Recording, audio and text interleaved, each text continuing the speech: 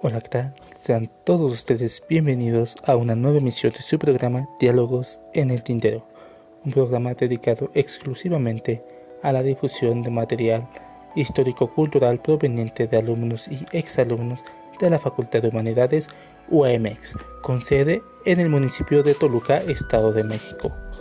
Una vez más nos encontramos con un trabajo de investigación en el cual un compañero nos dará su punto de vista. Muchas gracias y sean todos ustedes bienvenidos. El día de hoy nos acompaña nuestra compañera María Ana López Hernández, quien es estudiante de la Universidad Autónoma del Estado de México. Actualmente cursa el 8º semestre en la carrera de Historia, directamente en la Facultad de Humanidades. El día de hoy nos va a exponer sobre el tema los jefes políticos en el Porfiriato en el Estado de México. Muchas gracias, agradezco la invitación. Efectivamente, el día de hoy les voy a hablar del jefe político en el Porfiriato en el Estado de México, un personaje de engranaje de poder, no solo en el Porfiriato, sino me atrevería a decir en la historia de México. Gracias a ti y nuevamente te agradezco el espacio que nos estás dando. Pero antes de todo, dinos, creo que a mí y a mucha gente no nos queda claro qué es el jefe político o qué fue el jefe político. Bueno, pues para dar inicio a la explicación del jefe político es necesario hablar de la política en el Porfiriato. En este caso tenemos que la política en el gobierno de Porfirio Díaz se desarrolló en tres fases. Tenemos las primeras, que son las instituciones jurídicas; segundo, las reformas jurídicas; y tercero, las instituciones políticas. Pues tenemos que las instituciones políticas pues eran aquellas que le ayudaron a, a coordinar el poder a Porfirio Díaz. En cuanto a las instituciones jurídicas, pues son aquellas que se encargan de regular las conductas de los distintos ámbitos de la sociedad, de aquellas leyes, por así decirlo, que en su momento pues fueron grandes cuerpos y que comenzaron a consolidarse mucho antes del Porfiriato.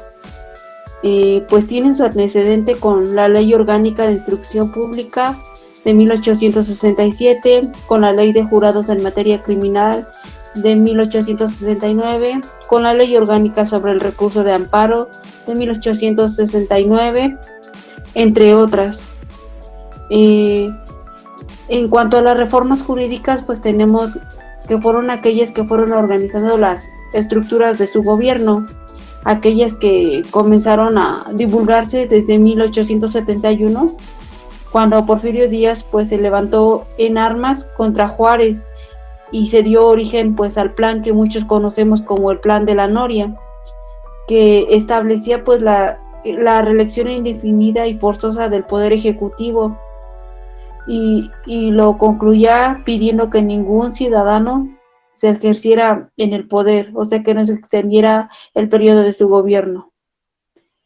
En cuanto al jefe político, pues tenemos que pues fue aquel personaje que se puso directamente del poder ejecutivo. Este era el mediador entre el gobernador y pues la federación, era el intermediario. Y pues tenemos que pues en las instituciones políticas, pues en ese momento fueron aquellas con las que se pretendió pues regular las estructuras y los órganos políticos del Estado. Sus antecedentes pues no son propios del Porfiriato, sino que se establecieron entre 1867 y 1876 con Juárez y Sebastián Lerdo de Tejada.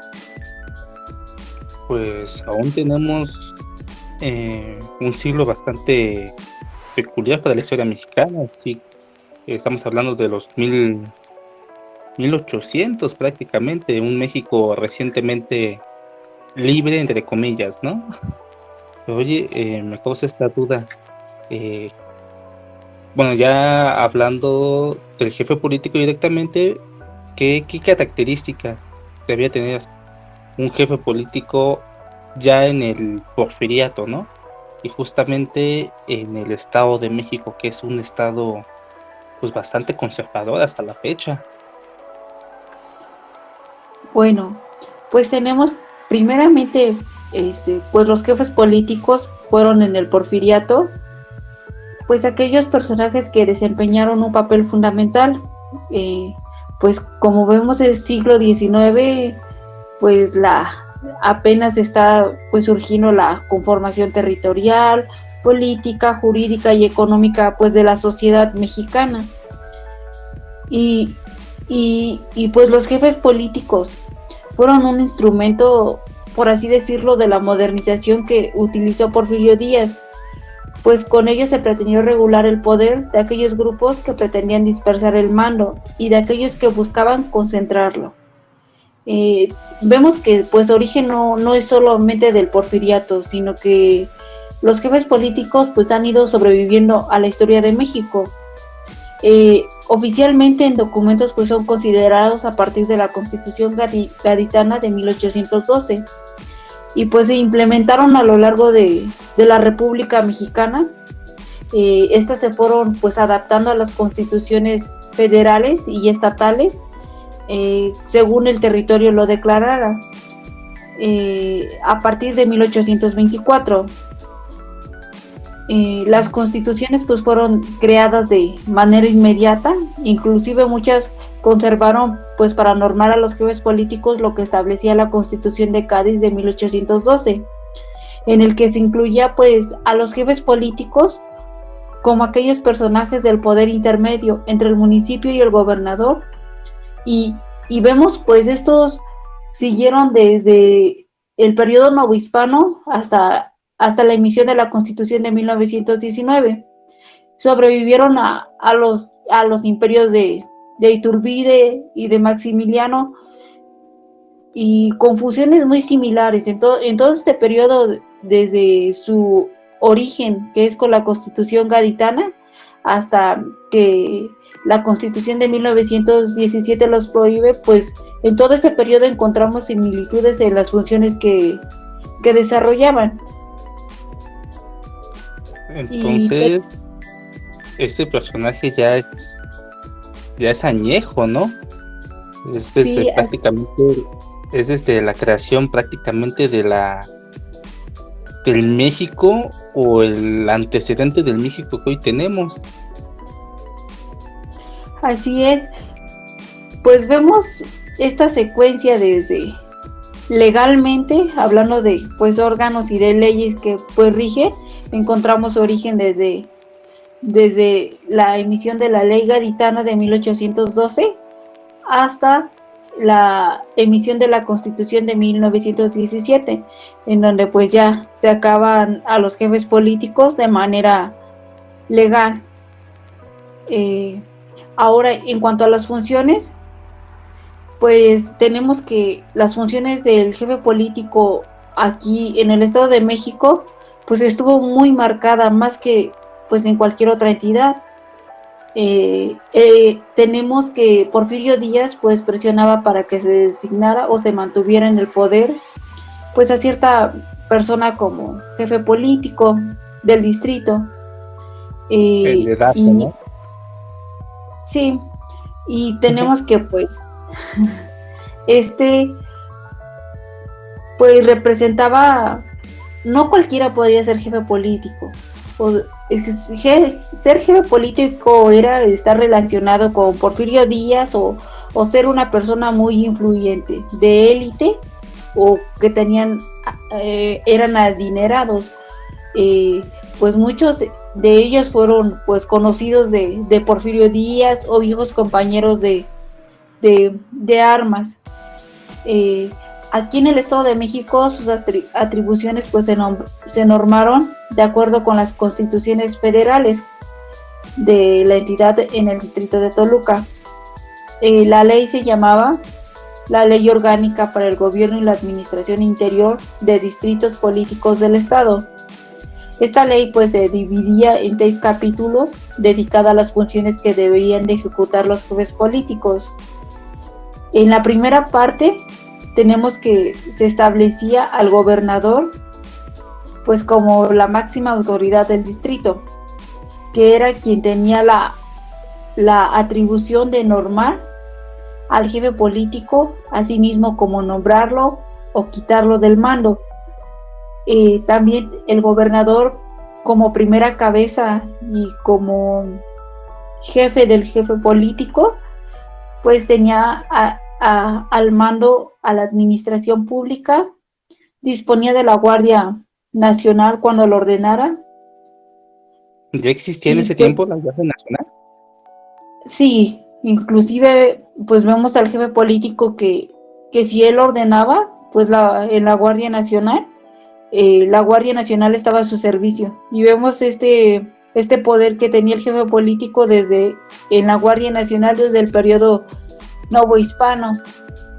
O sea, si el jefe político decía que era para evitar pues discusiones entre los pueblos, si él lo consideraba necesario llamarla, él mismo tenía la autoridad y la facultad para que interviniera siempre y cuando él lo decretara, y que fuera para evitar que se hicieran pues revueltas o problemas muy muy grandes en el distrito.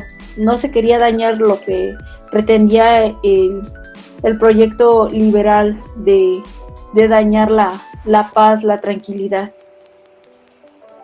Pero En está cuanto, muy... No, no, tú continúa. Ahorita te pregunto, ¿vale? Tú continúa. sí, ok, de acuerdo. Eh, como lo mencioné, pues esta constitución se dividía en dos partes, una dedicada al gobernador y la otra dedicada específicamente, aquí sí se menciona, a las atribuciones de los jefes políticos. Este se dividía pues en 8 ramos en el que ejercían su poder los jefes políticos. El número 1 era la administración de justicia, 2 asuntos municipales, 3 policía y salubridad, 4 hacienda pública, 5 gobierno interior de los pueblos, 6 estadística, 7 guardia nacional y rural, 8 instrucción pública y beneficencia. Bueno, en el ramo de la administración de justicia tenemos que los jefes políticos podían expedir órdenes de arresto contra alguna persona, siempre y cuando lo exigieran los afectados o la misma administración de justicia. Podían registrar las casas, edificios, papeles, cuando se infringiera la tranquilidad pública. En cuanto a los Oye, asuntos municipales... pero Sí, ¿qué adelante. Discúlpame, ¿no? Pero me causó esta duda, qué miedo, ¿no? Estos, no el sujeto, los sujetos que llegaron a poseer este mando, ¿no? Que pues, en un inicio nos haces que su función era evitar que la gente poder, ¿no? Y si lo vemos en retrospectiva, este sujeto, para evitar que la gente acumule el poder, hace lo mismo, acumula el poder, ¿no? Y súmale que es un, ¿cómo decirlo? Bueno, simple, ¿no? Se mete al poder mediante el de edad, ¿no? Y no es un allegado del presidente, ni siquiera del gobernador o del alcalde, del presidente, en este caso Porfirio Díaz, ¿no? Sabemos que es un ente de autoridad, inclusive para nuestros días. Sí, efectivamente, pues vemos la cercanía que tenían pues con la federación, no eran cualquier personas, sino eran personas estrictamente de su confianza o conocidos o muy influyentes, adinerados. Vemos aquí como que este engranaje, esta continuidad que permitía buscar una persona que fuera la intermediaria entre los gobernadores y las municipalidades, que le informara a Porfirio Díaz pues cómo o qué se hacía en dicho distrito. O sea, que no se dispersara el poder. Fueron esas personas que pues concentraron el poder. Y pues proseguimos. En cuanto a los asuntos municipales, tenemos que tenían la obligación de asistir a los cabildos públicos y secretos, inspeccionar al gobierno cuando los acuerdos de los ayuntamientos no obedecían las órdenes.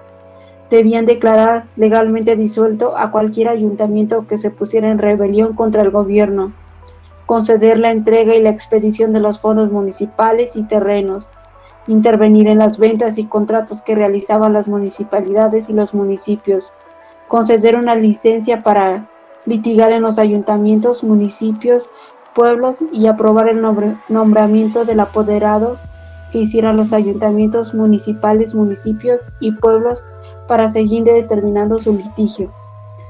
En cuanto a la policía y la salubridad, estos debían de revisar las licencias que concedían los ayuntamientos y los municipales para la tala de montes, perseguir y desterrar los juegos de azar, que pues para la época estaban muy prohibidas para la ley, y tenían la obligación de tomar pues a todas aquellas medidas necesarias para evitar una epidemia o una enfermedad que fuera mortal para los hombres. Pues todo ello con relación a las diferentes epidemias que se habían sufrido y que se querían evitar. En cuanto a hacienda pública, estos personajes debían de vigilar las operaciones de todos los administradores y recaudadores de contribuciones, intervenir en la venta de contratos de hacienda pública y asistir de manera presencial al corte de caja, que mensualmente debía de ser el administrador de distrito. En el gobierno interior de los pueblos, debían de hacer que se duplicaran, circularan y obedecieran todas las leyes y órdenes de gobierno que pues se emitían en los distintos periodos. Trabajar y conocer y resolver en conjunto con el Consejo de Distrito. En las elecciones con los jueces, conciliadores y municipalidades. Estos también tenían pues la facultad de imponer una serie de multas a las autoridades, funcionarios o particulares por faltas a la policía en su persona. Como personas de autoridad, pues estos los ciudadanos los debían de respetar como tal. Si se les hacía una agresión a su persona o si ellos lo consideraban, pues estaban facultados pues para multarlos. En cuanto a la estadística, podían disponer de la formación y la enmienda de los registros, formar la estadística del distrito e intervenir en las operaciones de estadística. En la Guardia Nacional y Rural, lo que me preguntabas, pues estos debían, al igual que las fuerzas del distrito, disponer de las guardias nacionales para la defensa de la independencia nacional y el sostén de las instituciones, y disponer de las fuerzas de la seguridad pública, ya fuera rural o urbana del distrito, para conservar pues esta paz que demandaba el proyecto liberal y la seguridad de los pueblos, campos y los caminos, que pues era muy importante para la época. En cuanto al ramo de instrucción pública y beneficencia, pues estos personajes gozaron de amplias facultades.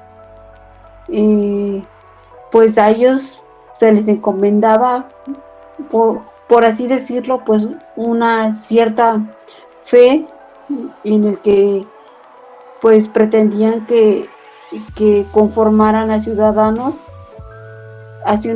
que respondieran a dicho proyecto y a la nación. Entre sus obligaciones debían de vigilar con cautela el establecimiento de las escuelas, cuidar la moral de los preceptores, de los maestros, quienes estos maestros debían de presentar pues en la jefatura política, en primer lugar, los títulos que acreditaban pues que realmente eran profesores. Estos personajes estaban enteramente relacionados con las juntas auxiliares de instrucción pública y la Junta Superior de Instrucción Pública del Estado. tenían como facultad que en cada municipio se estableciera una escuela para niños y otra para niñas.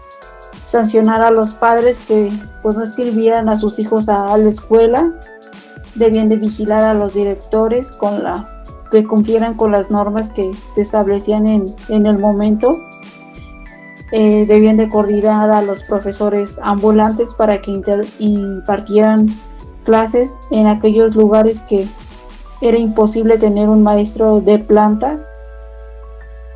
Y además pues estos personajes exigían en las juntas municipales de instrucción pública que los inspectores emitieran una serie de informes mensuales en donde pues se detallaba las funciones que se realizaban en la escuela.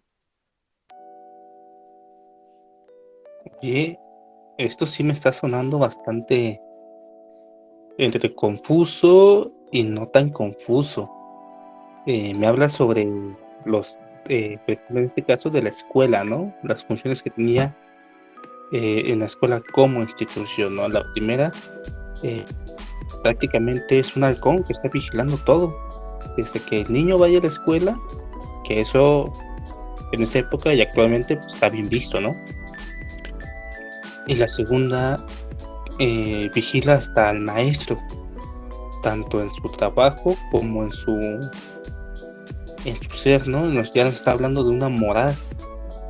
Me imagino que también tenían la facultad para imponer sanciones, ¿no? Tanto a los docentes como a los docentes que no cumplían con los requisitos, como a los papás que no mandaban a sus hijos a la escuela. Así es, pues sí tenían la facultad pues para emitir ciertas multas, castigos, pero hasta el momento lo que llevo investigado pues pues no he encontrado nada en el que se sancionaba al maestro, o si se hacía algo a los padres de familia que no pagaban las multas de sus hijos. Sí se establece que no se pagaron, pero no dice recibió tal castigo por no haber mandado a su hijo. En las fuentes primarias que he estado consultando en el archivo municipal del Estado de México, y pues simplemente si el preceptor, el maestro, no cumplía con lo que establecía la ley, los requisitos, pues no se le otorgaba el título y no tenía derecho a ejercer en la escuela. No había más castigo, y al igual aquellos maestros que no cumplían con la moral, con el estar en la escuela, en apegarse a los programas vigentes, pues igual no se les sancionaba, simplemente se les retiraba del cargo. A ellos no se les hacía multas, a diferencia de aquellos que pues sí cumplían y eran buenos profesores, se apegaban al programa. En el porfiriato, aquí en el Estado de México, vemos que incluso aquellos preceptores pues se les otorgaban medallas de bronce, plata y oro, todo por su desempeño. Con esto pues lo menciono que pues no se les sancionaba, simplemente se les retiraba de el cargo, en este caso de preceptor, y si hacían su papel, su función adecuada, apegada a los programas, pues se les premiaba. Y pues no había manera de obligar a los padres a que pagaran una multa, pues muchos de ellos que eran principalmente de tercera clase, pues sus ingresos no le permitían pagar una multa de estas, ni enviar al niño pues periódicamente a la escuela, porque pues vemos que para ellos es más importante emplearlo en trabajos de campo a mandarlo a la escuela. A diferencia, claro, pues, pues, ¿no? Sí, a diferencia era de lo la común entre la gente de la época, ¿no? Hoy lo vemos como pues, explotación infantil, ¿no? Pero pues, en aquella época incluso el concepto de niño no estaba tan estructurado como lo es hoy en día. Antes eran, no sé si me equivoco, pero pues, eran adultos pequeños prácticamente, ¿no? Sí, dependiendo pues del tipo de escuela. Como te mencioné, pues había escuelas de primera pues que estaban en los centros, en las zonas céntricas. Estaban las escuelas de segunda que estaban en los A las municipios. afueras, ¿no? A las Ajá, afueras, en la provincia. no, esas son las de tercera. Y a continuación pues siguen las de tercera. Que esas sí eran las más alejadas de todo, en las que no había maestros para cada grado, sino que el maestro pues era el que se encargaba de todos los grupos, el que era una escuela pues sí, que englobaba todas las edades, no era como tal de un grado en específico. Esas eran las escuelas pues más marginadas y, y en las que menos pues asistían niños a la escuela. Y pues estaban muy marcadas estas diferencias a la de primera, a la de segunda y a la de tercera. De hecho, pues vemos en los programas que pues a las de primera se les enseñaba más que a una de tercera, que solamente era pura lectura y escritura y ya, con eso basta. Es como de, ¿aprendes a leer? Ok, ¿aprendes a sumar? Sí, lo que más ocupas, ¿no? Sí, Las de efectivamente. primera vendrían siendo, y las de primera vendrían siendo actualmente como una universidad, una escuela privada, ¿no? Escuela Sí, privada y aparte de renombre. con más beneficio en cuanto pues mejor preparación de los preceptores, mejores recursos, mejores infraestructura, todo eso se marca desde la época, algo pues que no está alejado de la realidad. Pues vemos que entre mejor zona céntrica llevan mejores materias, hay un mejor aprendizaje, aquellas que están ubicadas en zonas rurales, en el que pues todavía en el ciclo que estamos, pues hay todavía maestros que se hacen cargo de diferentes grupos porque no hay suficiente. Eso sí me tocó a mí eh, presenciarlo en la escuela donde estuve, ¿no? Pero pues sí, bueno, es muy interesante ese tema. No lo había visto desde esta época. Sí tenía conocimiento del porfiriato, pero nunca al grado jefe político, que es un tema no muy conocido y que me parece que mucha gente desconoce completamente, ¿no? Sí, O y déjame decirte que yo desconocía del tema hasta que en una clase pues escuché el término de decir de un maestro y de ahí me llamó la atención. Entonces empecé a buscar y, y pues a leer un poco y, que eso es y ya, fundamental en la clase. y ya después me llamó la atención esto en cuanto a la instrucción pública, que sí, sus funciones son más administrativas que en cuestión educativas, pero me llamó mucho la atención el cómo un personaje pues tiene muchas facultades, inclusive pues vemos en esto a la educación, ¿no? Cómo una persona era la encargada de ver que los maestros tuvieran buena moral, de procurar que hubiera escuelas en la cabecera, de checar todo lo que se hacía normal. Y se me hizo un tema muy interesante. Y yendo al archivo, igual me encontré con un ramo pues que decía Jefatura Política, Instrucción Pública y Beneficencia. Y empecé a ver los documentos y pues desde ahí me gustó el tema y lo elegí para mi tesis. Y creo que es un tema que no se ha trabajado mucho, o en cuanto a la educación, pues no hay mucho escrito. Sí hay muchas fuentes primarias, Por ejemplo, tenemos a los decretos, los decretos lo que establecían en cuanto a este personaje y en cuanto a lo que realmente se cumplía. Eso es como muy interesante, lo que la ley dicta y lo que realmente se hacía. No, pues sí. Y bueno, tienes razón, el tema como tal no se ha estudiado mucho. Sí se estudia y lo he comprobado yo, ¿no? Pero son temas como, no sé, ejemplos al aire. El maestro en el periodo, no sé, postrevolucionario y te ponen una fecha, ¿no? O es como de el reglamento del docente tal año. O sea, son temas en educación más enfocados al docente, a la figura del docente y al peso de su reglamento, pero rara vez vemos estos temas que van ligados a la educación y que son piezas clave para entender el sistema que tenemos actualmente.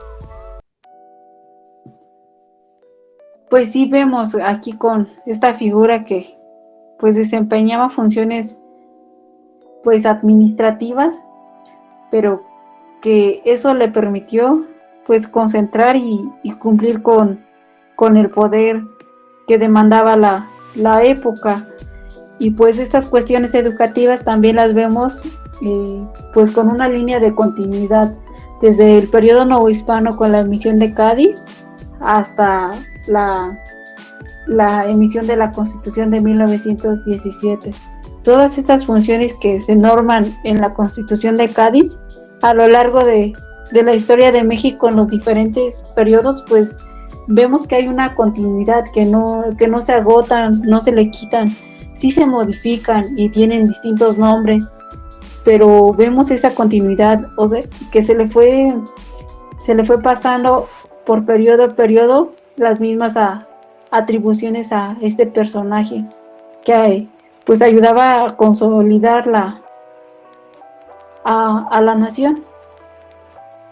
¿No? Y actualmente está presente, no como la figura o con el nombre de jefe político, pero pues sigue estando, ¿no? A los docentes todavía les siguen o lo siguen checando en ese aspecto de la moral. O sea, ya no así tan de frente, pero todavía hay organismos dentro de sus diferentes organizaciones que regulan todo eso. O sea, hemos escuchado casos actualmente de docentes en cualquier parte del mundo, no solamente en México, que han sido despedidos por actos inmorales o actos no propios de un maestro, ¿no? Y también vemos que siguen existiendo estas multas a los padres que no mandan a sus hijos a la escuela y que actualmente ya es prácticamente un delito. O sea, esta figura, bien lo dices, evoluciona y es una palabra muy usada aquí, más que nada en historia, ¿no? Evoluciona. Oye, una pregunta ya aquí, ya que estamos tomando referencias, eh, ¿tú qué aconsejarías? Ya escuchando todo esto, ¿no? ¿Qué aconsejarías a aquella fragmento de la sociedad que desconoce no solamente la historia de las humanidades como tal, y que vemos que nos pueden llegar o llevar hasta proyectos tan inusuales como no es el tuyo? ¿Tú qué les dirías? ¿Qué les recomendarías? Pues primero que hay que leer pues es muy importante en la vida y pues que se acerquen más a investigar qué son las humanidades, qué es la historia, porque pues muchos tenemos ese concepto erróneo de que historia son fechas, datos, y pues no, historia va más allá y, y pues que se animen a leer, a preguntarse más allá, no solo de lo que escuchan, sino que hay que ver más allá de lo que nos han enseñado. Más allá de lo evidente, ¿no? Así es, sí. Bueno, amiga, es un tiempo bastante apretado. De antemano, muchas gracias nuevamente por este espacio que nos has brindado. Y igual una invitación para todos los que nos escuchan, en especial a los alumnos o exalumnos también de la Facultad de Humanidades, UAMX o UAM, a que se unan, a que se animen a participar en este podcast, Diálogos en el Tintero. Y sin más por el momento, muchas gracias, Marianita, por esta tan fascinante explicación de un tema tan complejo. ¿Gustas despedirte del público? Sí, pues primeramente te agradezco a ti por la invitación, por darme este espacio y pues para mí encantada, un placer pues compartir un poquito de lo que llevo hasta el momento y de lo que estoy realizando y pues muchas gracias por la invitación. Oh, muchas gracias y nos vemos en la siguiente transmisión de Diálogos en el Tintero.